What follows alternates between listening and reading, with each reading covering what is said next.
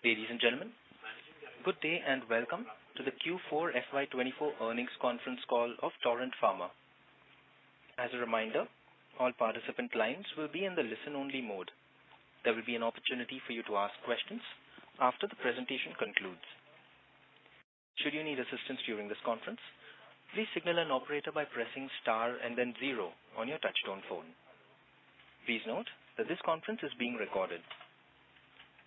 I now hand the conference over to Mr. Sudhir Menon, Chief Financial Officer and Executive Director, Finance. Thank you, and over to you, sir. Thank you.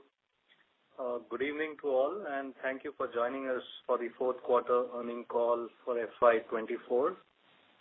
We've completed quarter 4 and the year on a good note. All our businesses have performed well. US has registered degrowth this quarter. US should start contributing positively to the overall growth in FY'25. In terms of financial performance highlights, revenues were rupees 2,745 crores, up by 10%. Operating EBITDA for the quarter is 883 crores, up by 21%. Operating EBITDA margin stood at 32%. The Board of Directors have recommended a final dividend of rupees 6 per equity share, and the overall leverage as at 31st March 2024 now stands at 0.87x. I'll now hand over the call to Aman for India business. Thanks, Sudhir. India revenue at 1380 crores registered a growth of 10%. As per the AIOCD secondary market data, IPM growth for the quarter stands at 9%. Torrent's chronic business grew at 14% versus the IPM growth of 12%. Growth was driven by new launches in the chronic therapies, particularly anti-diabetic, performance of top brands in our focus therapies, and augmented by field force expansion in core therapy areas, along with the consumer health business traction. Shelcal 500 continues to grow robustly across all states and regions where we have invested in advertising and OTC marketing, and we continue to invest further in the other OTC brands, which are Teddy Bar, Aha Glow, and Uni-Enzyme, due to the positive response that we've seen in the last few quarters. At the end of the quarter, Torrent has 20 brands in the top 500 of the IPM, with 17 brands more than 100 crore sales as of March 2024. Field force strength at the end of the quarter stands at 5,700. We expect the India business to continue outperforming the market growth in the coming quarters, and our focus in the new financial year will be to improve our market share in chronic therapies, expand through new launches in existing therapy areas, improving field force productivity in the expanded divisions and regions, and continue the scale-up of the consumer health portfolio. I'll now hand over to Mr. Sanjay Gupta for the international business. Thanks, Aman. We propose to begin with Brazil. So for the fiscal year 23-24, Brazil became our largest affiliate outside India with an annual revenue of 1,126 crores. As per IQVIA, during the year, market growth in Brazil was at 10% and Torrent growth was at 14%. For 23-24, our revenue in local currency was 671 million Brazilian reais, growing at a rate of 12%. It brings us a step closer to our goal to reach $1 billion reais in Brazilian local currency revenues. In Q4, constant currency revenue was reais 222 million, registering 11% year-on-year growth. Growth is supported by the robust pricing environment, volume growth, and new launch momentum. We've had a consistent pace of new launches. There were 4 in 2022, 3 in 23, and 2 in FY'24. Going forward, we intend to maintain 3 to 5 branded launches per year. We've recently obtained approval of lisdexamfetamine, which will be our first product in the large CNS segment of ADHD. Our generics business continues to show momentum and accounted for annual sales of 92 million Brazilian reais at a growth rate of 31% over the prior year. Moving on to Germany, our German business has registered a full year revenue of 120 million euros at a growth rate of 8%. For the quarter, revenue was at 31 million euros, up by 8%. For the last 5 quarters, we have increased our overall value of wins in tenders. This trend continued during the current quarter and will lead to incremental sales starting from Q2 of 24-25. The wins are due to cost optimization efforts, which are essential to maintain our competitiveness in tenders. New product launches continue at a sustained pace in Germany. During 23-24, we launched 8 new products with an expectation to launch between 10 to 15 products in 24-25. During the year, we also increased the number of sales reps in Germany and increased our pharmacy coverage from 5,000 to 8,000 pharmacies out of a total of 17,000 pharmacies in Germany. Our overall share in the German generic market is now at a 2-year high of close to 6%. In the US, we registered constant currency revenues of $32 million, down by 7%. Sequentially, the US business has delivered stable revenues backed by new contracts, which have helped mitigate the impact of several new competitors for our leading product, which is Dapsone. To conclude, our focus will remain on deepening our presence in branded generic markets while continuing to grow in Germany and returning to profitable growth in the US. Darwin, we can open the call up to questions, please. Thank you. Certainly, sir. Thank you. We will now begin the question and answer session. Anyone who wishes to ask a question may press star and 1 on their touchtone telephone. If you wish to withdraw yourself from the question queue, you may press star and 2. Ladies and gentlemen, we will now wait for a moment while the question queue assembles.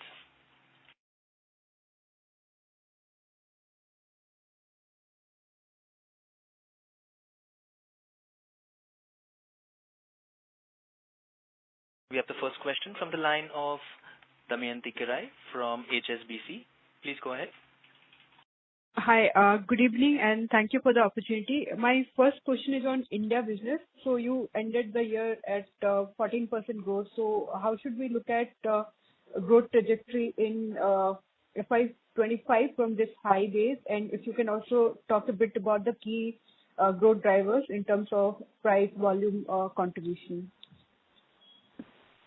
So if we look at the April external data, AIOCD or IQVIA, the market growth rate is about 9%, and we think that's likely to sustain for the rest of the year. And we believe we should be well placed to grow a couple of percent, maybe 2-3% higher than that. In terms of therapy areas, the focus areas remain the same, improving chronic market share. In terms of growth breakup, we registered a growth of 15% in the AIOCD data in Q4. So the breakup of that is 3% volume, 8% price, and 4% new products. So this price contribution obviously is on higher side compared to, I guess, in the prior years. So should we assume some moderation there, or do you think this high single-digit kind of price contribution can be sustained? So usually it's been in this range. Quarter to quarter, the reflection might be slightly different, but we believe that within this range of 7 to 8% should be sustainable. Okay, fine. And also, if you can talk a bit more about your progress in the consumer health basket in India, like where are you spending majorly in terms of growing those brands, etc.? So the most visible successful impact that we've seen is in Shelcal, and that's purely because of the scale of the brand and the established legacy, which added with the consumer spends has given pretty good results. So we'll continue to invest more in Shelcal. Teddy Bar, we've kind of started in the last 6 months, and again, I mean, it's a relatively smaller scale of investment that we've done, but the results are again quite positive. So we might scale up a bit more on Teddy Bar. Ahaglow and Unienzyme are the other two, where we've put them on a slightly lower priority. At least that was the case in the previous financial year in FY'24. FY'25, we might continue the same mix. So broadly speaking, the priority should remain the same, led by Shelcal and Teddy Bar. Okay. And my last question, do you have planned to expand the MR team in your India business, or do you think like current team is good enough to pursue the growth opportunities? We have the same plans that we mentioned in the previous quarter, that we believe organic growth will require maybe annual expansion of 300 to 400 MRs every year, and that's the plan this year as well. So possibly by the end of this year, we should be at about 6,000 MRs. Okay. Thank you. All the best. Thank you. Ladies and gentlemen, if you wish to ask a question, you may please press star and one.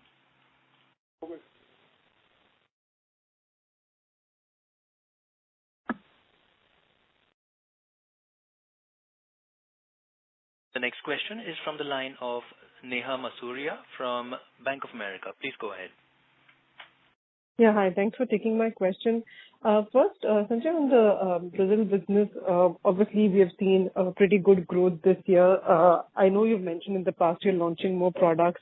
How should we look at growth from the current base? Should we assume that the growth momentum that we've seen this year sustains going forward? The mid-teen sort of growth that continues on a constant currency basis? Yes, I think, Neha, that's a safe assumption, given that in April we saw a price increase given by the government at about 4.5%, plus the volume growth, plus new product launches, and strong growth in our GG segment. We should be comfortably closer to 15% than to 10%. Okay, and how many product launches are we planning in Brazil? Sorry, I missed that. So here I suffer from a surfeit of riches because we have a lot of products which are filed and approved. But given that we have 3 teams, and since we are selling branded generics, we like to ideally launch 2 products per team per year. So that would give me about 6 products. So I would launch between 4 and 6 products every year with the current infrastructure that I have. Okay. And any plans to expand this team given the growth that we are seeing in that market? Could it see more people addition to accelerate this growth? Not in the short run, because if you recall, last year we added an entire new CNS team with 120 sales reps. So now we are good. Yeah. Okay. My second question is on margins. Sudhir, we've been doing margin expansion year after year. You've always indicated there's scope for, margin expansion. Given the base we are, do you still think margin can continue to improve for Torrent, going forward? Yeah, I think as we guide every quarter or every year, that there is a potential for the margin to improve between 50 basis point to 100 basis point, depending upon how the branded segment and generic segment perform. Mm-hmm. I think the positive I see in this year, which is FY'25, is I think US should contribute in a positive way, both to the top line and bottom line. So I think at this point in time, the margin expansion at least between 50 to 100 basis points is definitely possible, is what I believe. And this margin expansion that we've seen in FY'24 has come from all businesses. I mean, India, of course, would have expanded, but outside of India, is it fair to assume that, Brazil, Germany, and US have also seen margin expansion? I would say so. Understood. And one last question. Thoughts on M&A. Your name keeps cropping up in quite a few deals. So, and I also saw obviously the enabling approval for fundraise. So, now that Curatio is absorbed, you've, sort of ramped up that acquisition. How should we think about M&A going forward? So I think, Neha, as far as the equity issuance resolution is concerned, it's an enabling resolution which we take every year for that 5,000 crores so that we have the preparedness in case something is happening, right? But so far nothing, that resolution has not been used so far. So that's point number 1. I think point number 2, at this point in time, there's no proposal which I can say which is in the pipeline which we have been evaluating. Okay. In either of your markets, India, outside India? At this point in time, no. Okay, got it. This is very helpful. Thank you so much, Sudhir. Thank you. Participants, to ask a question, you may press star and 1 on your touchtone telephones. We have the next question from the line of Tushar from Motilal Oswal. Please go ahead. Yeah, thanks for the opportunity. So just on Shelcal in particular, at least AIC number is not reflecting, or maybe it's reflecting 8 to 10%. So is it that because even if it is OTC, it would be sort of picked up from the chemist shop. So just trying to understand, why that growth is not getting reflected in the IMS or SD numbers. We have mentioned this in the previous call that given that some part of the sales shifts to OTC stockists, they don't get reflected in the AIOCD or IQVIA panel. And this is a normal phenomenon in either OTC brands or brands that have been switched. So because of that, the growth reflection wouldn't always reflect what the actual performance is like. We can just guide you that in the internal numbers, Shelcal 500's growth for the year was in the high teens. Understood. And the overall OTC, if you could share how much of the business and how much it has, like, sort of, of course, on a low base, it would have gone a phenomenal growth, but how much would be the OTC business now for full year 24?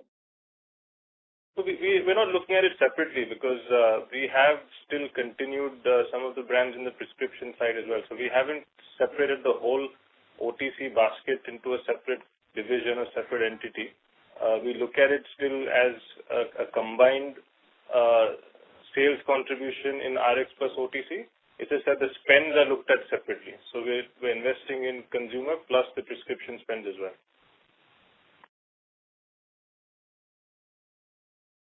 Okay. And so secondly, on Germany, like, so there has been good amount of tender wins that have happened over the past, 9 to 12 months. But is it safe to understand that FY'24 growth doesn't reflect the tender wins, and we should be able to grow much better than FY'24 in Germany business for 25?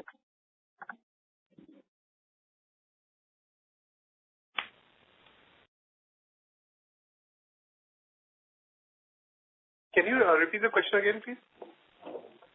This is with respect to Germany business, where we had good number of tender wins over past, 3 to 4 quarters. But the FY'24 growth in constant currency is about 8%. So safe to assume that FY'25 should be much, much better than the 24 in terms of growth for Germany business? No, better, I don't know, but at least to the same level, I can tell you that with the wins that we have in high single-digit growth in Germany is a fairly safe assumption. Understood. Thank you. That's it. Thank you. Participants, you may press star and 1 to ask a question. The next question is from the line of Shyam Srinivasan from Goldman Sachs. Please go ahead. Yeah, good evening. Thank you for taking my question. Just the first one, trade generics. So how has the progress been in fiscal 24 for trade generics? And just a related question, many of your peers have actually made a separate subsidiary of trade generics. The words that one CEO used was agility and focus. So just want to understand what's happening generally in the space in terms of trade generics and what's our strategy there. I would say overall it's been a pretty good year for our trade generics business. I don't recall the exact number, but the growth for that segment has been upwards of 20%. So overall it's been as per plan, and profitability-wise it's also quite it's doing, let's say, decently well compared to what we anticipated earlier.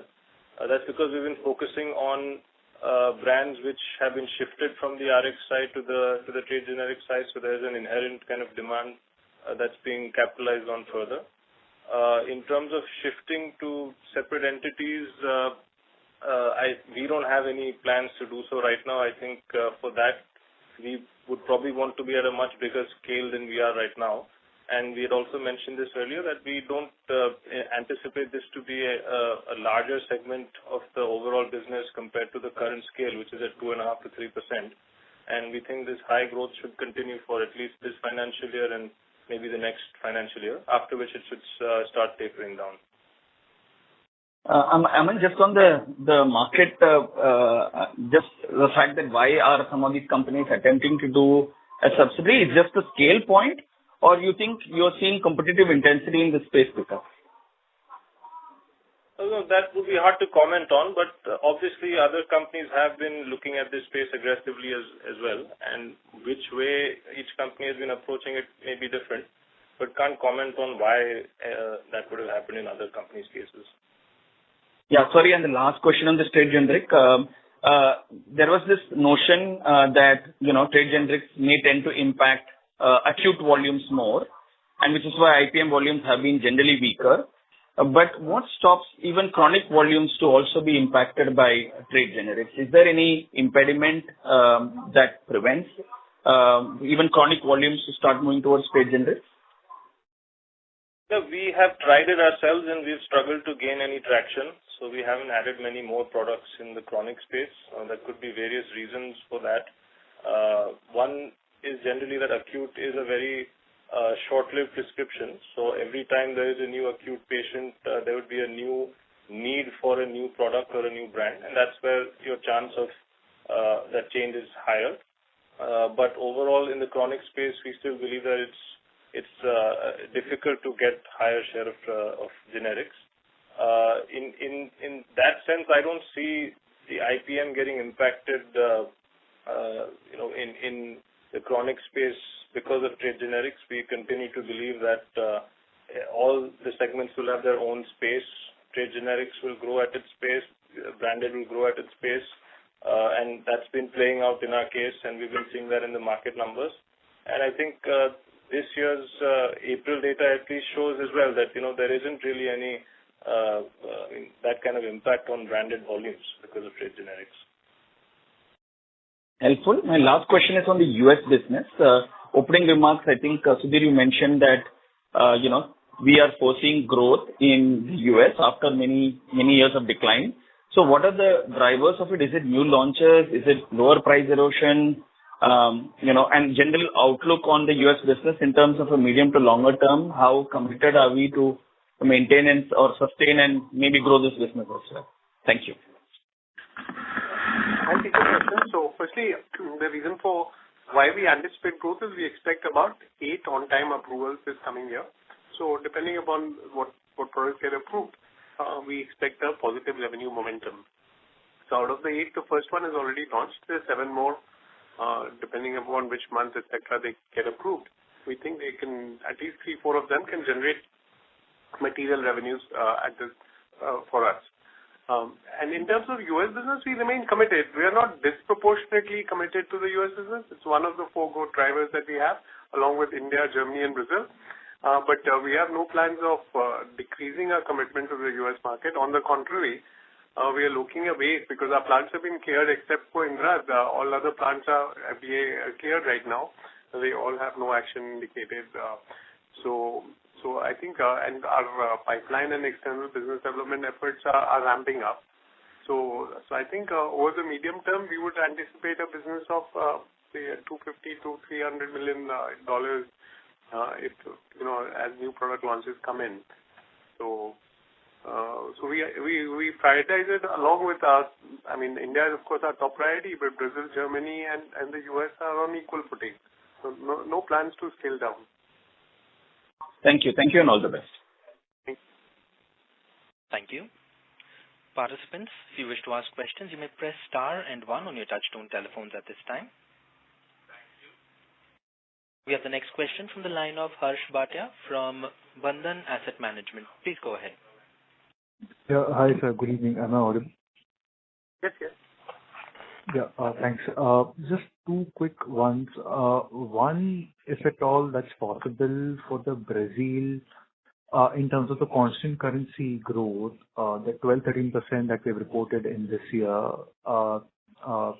is there a way to sort of split that into, let's say, pricing versus volume or anything that's possible for us to understand how that market is progressing? Because the new introductions or the new product launches would be a substantial part of the growth over there, given how the market is behaving. So anything in that aspect? Yeah. Just one sec. I can give it to you. So for Brazil, in terms of price volume growth, price growth would be about 4%. New products would be about 2%, and the rest would be volume growth.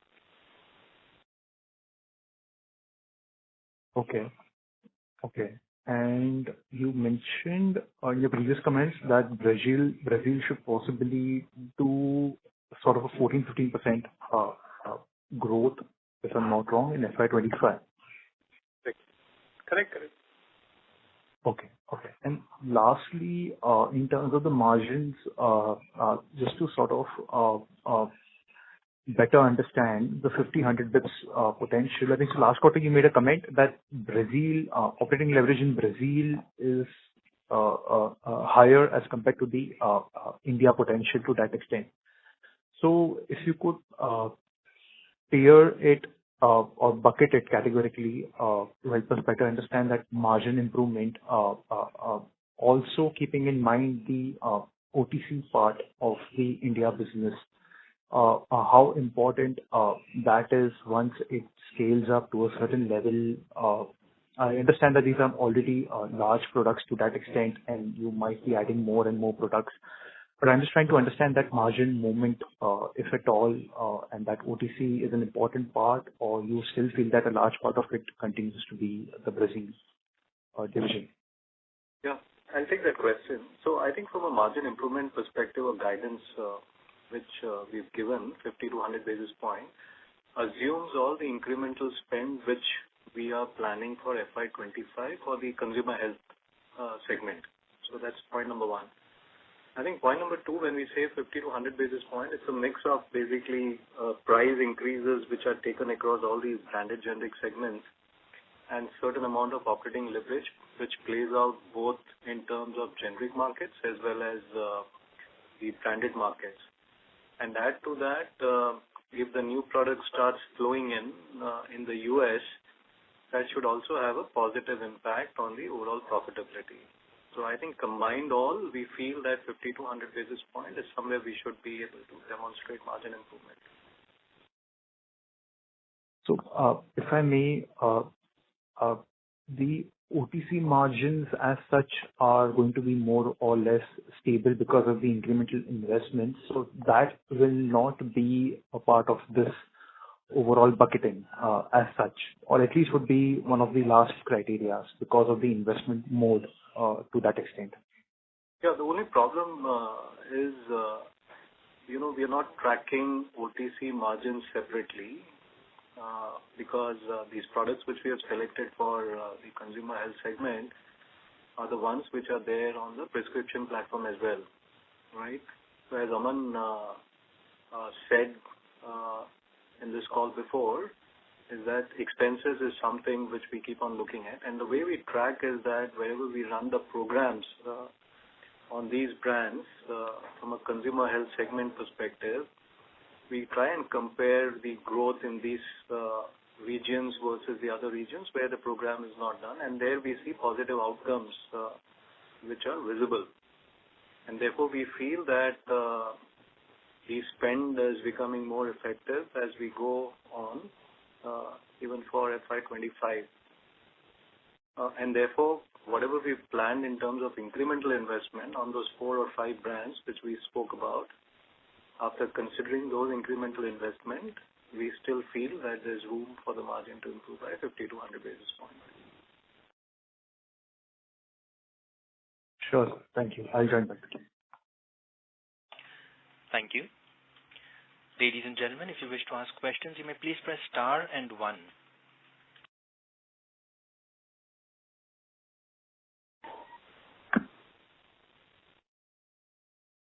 The next question is from the line of Gagan Thareja from ASK Investment Managers. Please go ahead.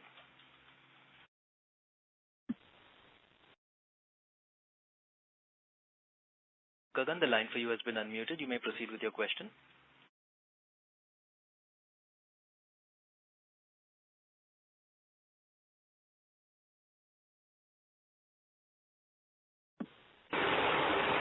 Gagan, if you're speaking, you're not audible at the moment. Am I audible now? Yes. Can you hear me? Yes, please go ahead. Yeah. Sir, question around gross debt. Can you enumerate the gross debt number, and also how should we think of debt reduction for the coming year and thereafter? Yeah, I think the gross debt at a consolidated level was 3,900 crores. And I think the way to look at is that at least for FY'25, we should have a similar run rate in terms of repayments what we had in FY'24, which is roughly 1,300 maybe 1,300 to 1,500 is something which is possible. We'll see if something additional is possible based on the cash flow generation and achievement which we have for FY'25. But that's the minimum I think we should take into consideration. Right. And the second question is around the tax rate. If you could guide us for the tax rates in the next couple of years as well. So I think for FY'25 we should be around 30%. Okay. And come FY'26 we should start getting into the new tax regime. That may happen maybe a quarter or 2 quarters in FY'26. And so therefore FY'26 I can take a mix of 30 and 25 and should land up somewhere on a full year basis at 27% is what I feel today. Okay. Right. And would softening in API prices have helped gross margin in FY'24, and if so, to what extent? No, I think from our portfolio perspective, when I look at the overall COGS per pill, I don't see a major movement in terms of either the API prices going up or falling down substantially, I would say. So it's a normal increase or decrease which we see in some pockets of API purchases, but nothing significant to really say that that's one of the cause for improvement in margins.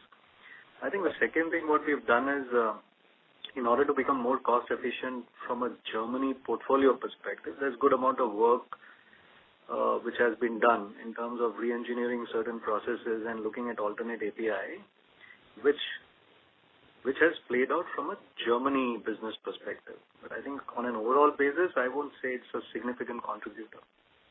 Okay. And the current sort of sharp spike in freight costs and transit times, around Red Sea, do you foresee any impact from that?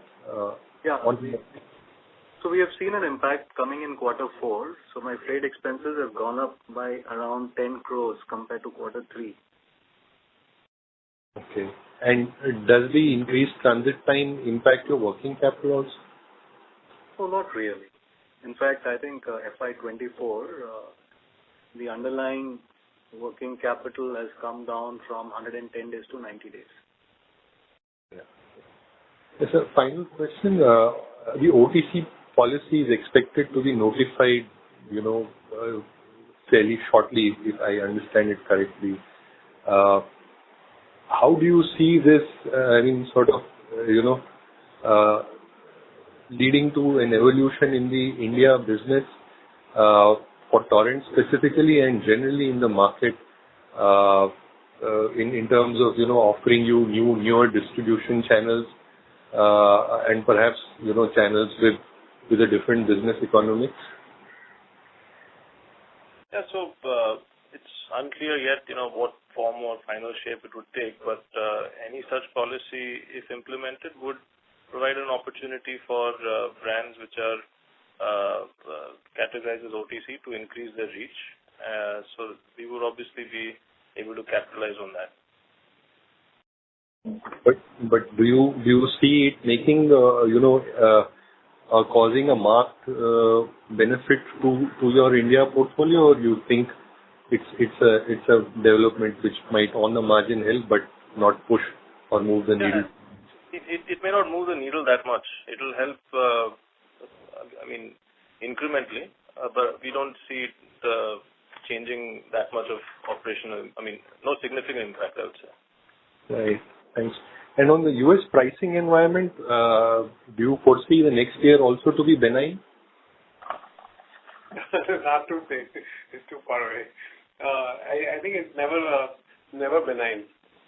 It might be a temporary item. The buyers are always looking for an incremental saving. So the habits are ingrained. Okay. Thanks, sir. I'll get back in the queue. Thank you. Participants, you may press star and 1 to ask a question. The next question is from the line of Puneet Pujara from Helios. Please go ahead. Yeah, hi. Thanks for taking my question. So out of this 10,700 crores revenue that you clocked this year, what is the share of branded generics market put together as a whole? It's around 73%. Sure. And in the rest of the world market, in past, you have highlighted that there are 7 key markets where you have been focusing.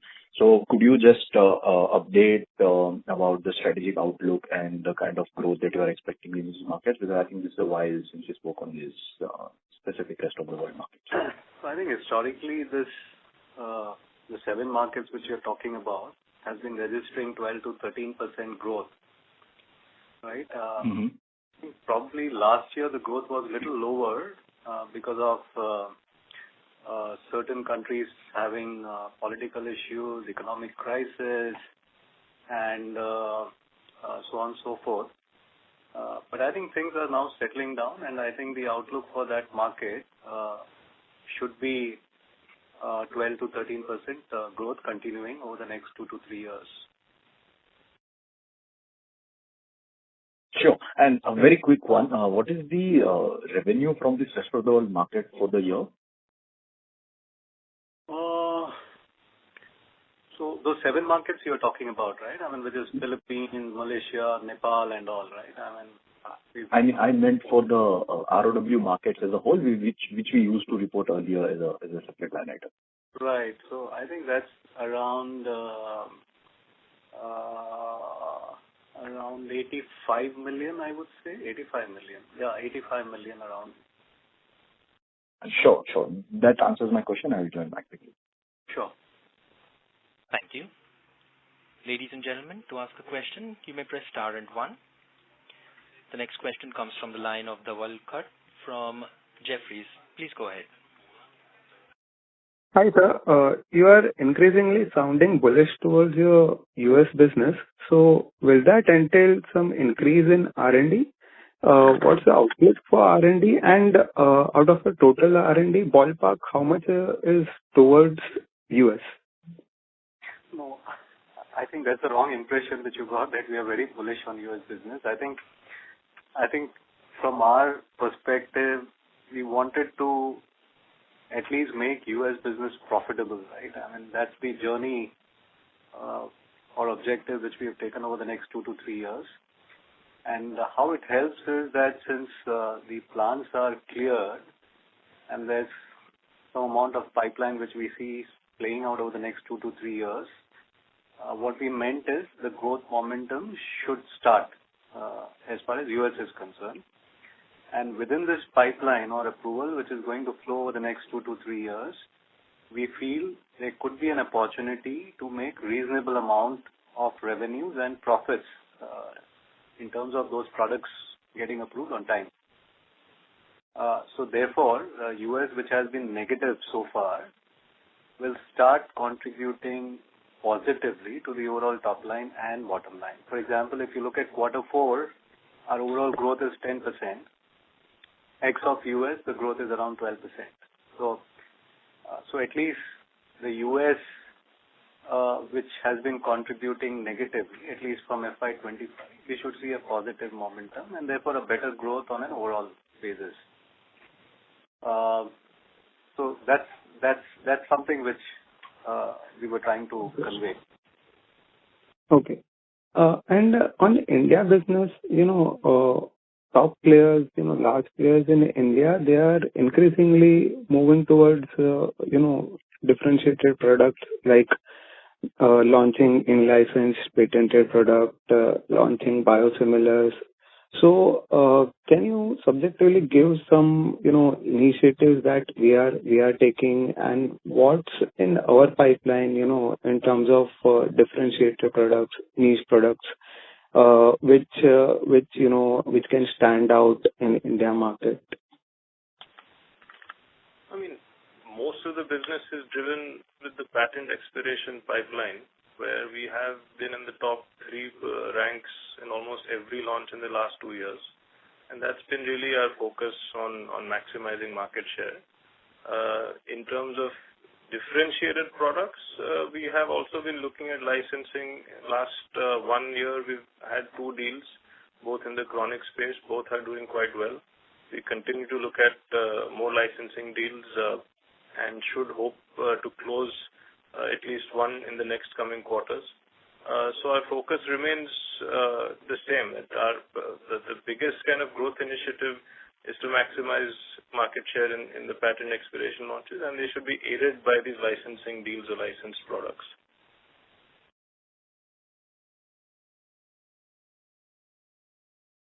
Thank you. Thank you. The next question is from the line of Gagan Tareja from ASK Investment Managers. Please go ahead. Yeah, thanks for the follow-up. Am I audible? Yeah. Sir, for the US business, is it possible to sort of help us understand, at what sales run rate do you foresee turning around? And secondly, at optimal levels, what sort of a margin, when you hit optimal profitability, what sort of margin swing on an overall basis it can contribute to? Gagan, I think at this point in time, the US business is very small for us, right? So all the efforts are being made to see that at least the base starts increasing.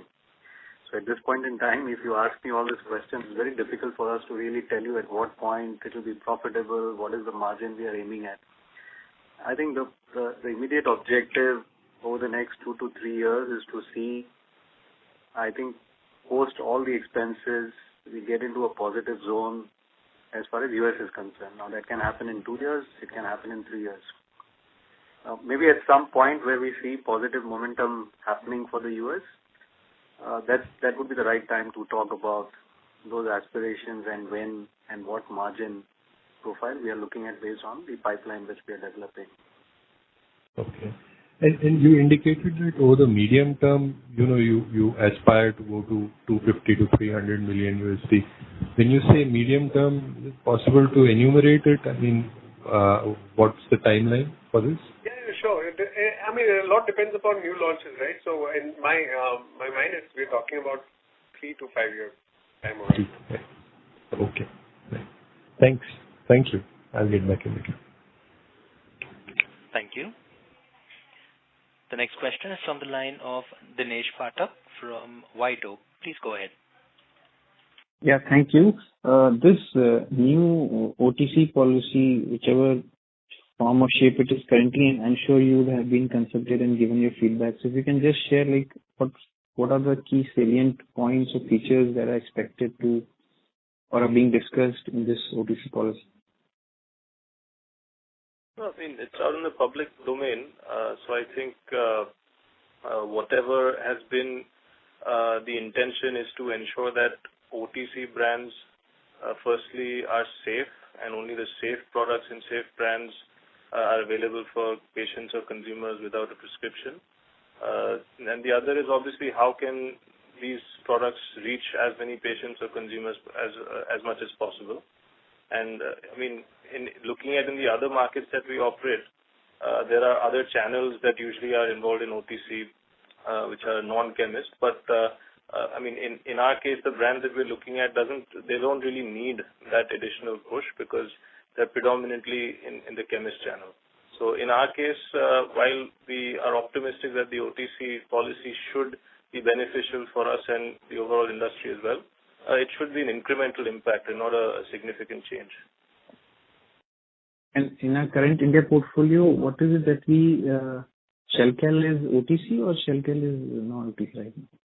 So we classify our consumer brands, which are 4 of them. So Shelcal being one, Teddy Bar being another, Ahaglow and Unienzyme, these 4. And these would make up what percentage of the India revenue? It's how much? So Shelcal plus Teddy Bar plus roughly about what? We don't have an exact number, but maybe ballpark 10 to 15%. So between that, I would say. Okay, so based on what you just explained about the policy, it doesn't seem to be like anything meaningful, either positive or negative, for at least our portfolio in a way, right? Because you're already promoting it through whatever ways. And like you explained, I at least didn't get the impression that it is either positive or negative, like neutral, right? It's hard to say. We'll have to wait for the policy to be finally, in its finest form, whatever the benefits are, we'll have to take a look. But as of now, it's hard to comment on how to quantify the impact. All right. Thank you. Thank you. Ladies and gentlemen, we have no further questions. I would now like to hand the conference over to Mr. Sanjay Gupta, Executive Director of International Business, for the closing comments. Over to you, sir. Thank you, Lauren. To conclude, I would just like to say that we continue with our business focus on deepening our presence in the branded generic market, as well as continuing to grow in Germany and trying to return to profitable growth in the US.